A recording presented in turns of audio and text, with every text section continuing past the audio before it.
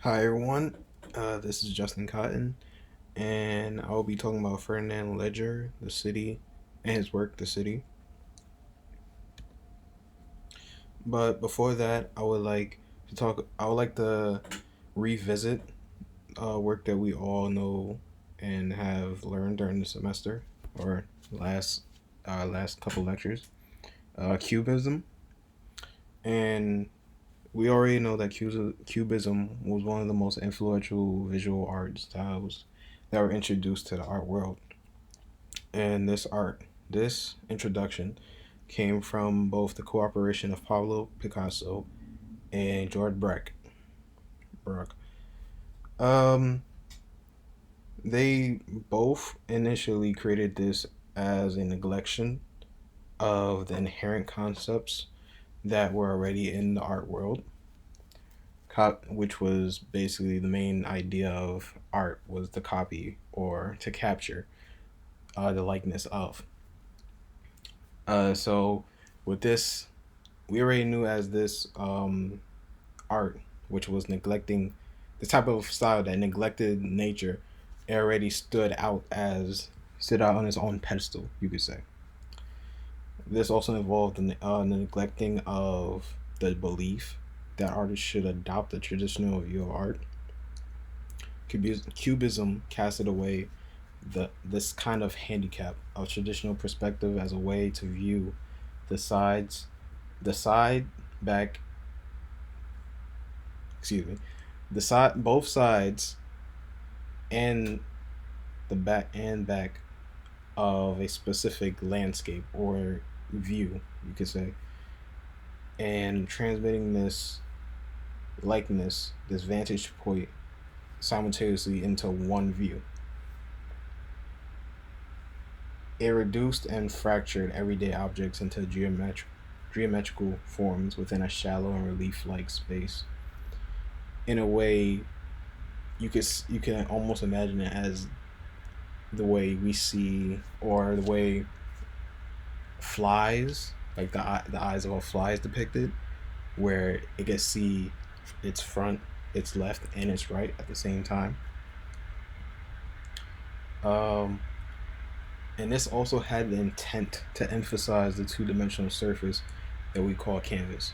Usually, we see the canvas as a flat surface, but in art, we tend to create a likeness that jumps at someone, um, almost forming from a flat surface to a three-dimensional surface. I'll I'll be talking about Ledger, who is a French painter and sculptor, as well as a filmmaker and war veteran. He was born in Normandy. He was born in Normandy in the year 1881 and died on August 17th, 1955. During the early stages of his career, Ledger focused on Cubism. Eventually, he experimented with other art fields and slowly shifted his gaze from to contemporary styles of art. His take of Cubism with his take of Cubism was different, and it was contrasted. You could say it was contradicting, not contradicting. Um, it was similar, but at the same time different. You could say his take of Cubism had tubular and curvilinear abstractions, while Picasso and Prague preferred rectangular forms.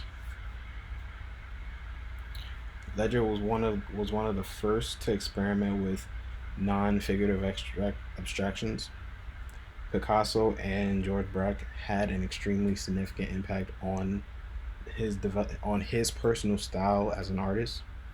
Although they had an impact on Ledger, it would be appropriate to think that he took the opposing fork in the road compared to both Picasso and Braque, going the same direction but at the same time deviating towards his own direction or his own style, as we say. Um, Ledger worked eventually and became increasingly Ledger's work eventually became increasingly abstract and started to limit his and he started to limit his color to the three primary colors we know as red, blue, and yellow. And then he also included black and white into his works. As his works became more prominent, they reflected his political interest in the working classes.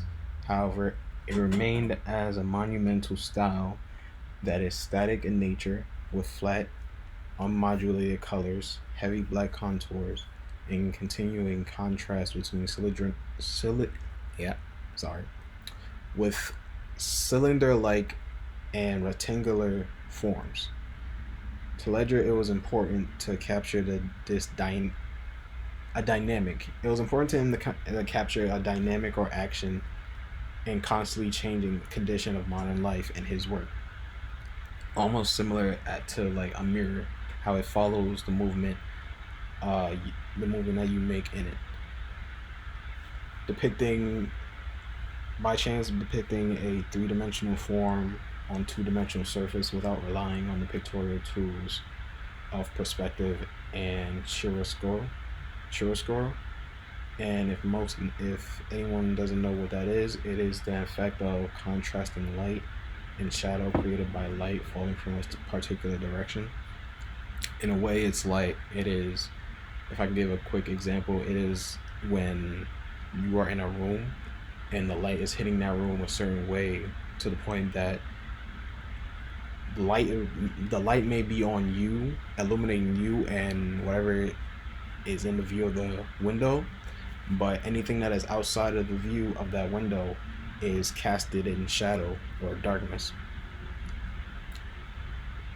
It can be related to certain works like certain classical paintings like the Calling of Saint Matthew and David with the head of Goliath.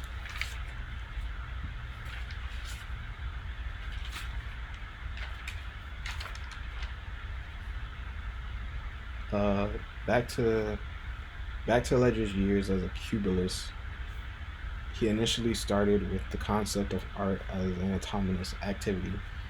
This like bring about memories when we first were talking about futurism. However, during his time as a soldier, he inevitably came in contact with all types of men and men who were all from different social classes and walks of life. It was because of these encounters that he was gifted a revelation. He stated, "I was abruptly thrusted into a reality which was both blinding and new." It, when hearing this, what comes to mind is you're experiencing something new where the reality of it is so blinding, so massive that to you it's incomprehensible. From there on, Ledger had the ambition to create an art that is accessible to all ranks in modern society, no matter what type of rank you are, no matter if you're rich, no matter if you're poor, no matter what type of artist you are, you were able to access this type of art style. And he saw the value in it, a poetic value that lies in the clear portrayal of everyday objects, where one may look at something and just be like, "Oh, that's just a cup," while he saw more of a artistic or poetic value that object that we pass every day has. And he also had a love for the unnoticed beauty of modern machinery that was becoming normal in the modern day. Looking at his works, you can tell that Ledger developed his fixation of modernization, and you can call it, in a way, a mechanical cycle. You can see the difference between him, Braque, and Picasso, how his works had more of a brightness to it, had more of a shine to it, compared to the dim, but at the same time light that Picasso and Braque added to theirs. He imitated, while you see him implementing the rectangular forms that Brock and Picasso had, while also putting his own spin to it and putting cylinder like, while also while also combining the cylinder and rectangular forms that we were discussing. After World War One, Ferdinand changed his approach from Cubism to popular to he changed his approach from Cubism to a popular modern art. He became focused on mechanical objects and the importance of advertising and the billboards these advertisements were posted on. He grew an obsession of cities and eventually moved to New York. As he laid his eyes upon the capital of the world, he stated, he was astounded and remarked to his friend, I am still constantly astonished by the vertical urge of these people drunk with architecture. From my room onto the 13th floor, the night is the most astonishing spectacle in the world. Nothing can be compared to it. The city is infernal, a mixture of elegance and toughness. And now we have arrived to the city. The city, the city at first didn't really, I didn't really know what to make of the city when I first laid eyes on it. Uh, at first, it really just looked like a whole mess to me. I didn't really know whether what he was trying to do, and humorly funny to make it even more funny, I didn't actually see the name when I first looked at it. When I did see the name, it made sense to me that that Ledger created this, that recreated or captured the same atmosphere of a busy city with the use of a cylinder and rectangular forms. He created a depth-filled view of an active city on a flat surface that tends to jump out the longer you examine it.